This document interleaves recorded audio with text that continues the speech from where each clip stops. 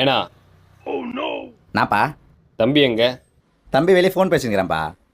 அவனை கூப்பிடு. அதேமாண்ணே அப்பா கூப்பிட்றாரு. என்னப்பா? ஒரு நிமிஷம் உட்காருப்பா. இன்னைக்கு என்னெல்லாம் பண்ண போறாரோ. உங்கள் 2 பேர்கிட்டையும் அப்பா ஒரு கதை சொல்ல போகிறேன். இப்போ உங்கள் கையில் வந்து ஒரு சாவி இருக்குது. ம் சாவியா? சாவி இல்லையாப்பா? ஏன்னா உங்கள் கையில் சாவி இருக்கிற மாதிரி நினச்சிக்கோ. ஓ சரிப்பா.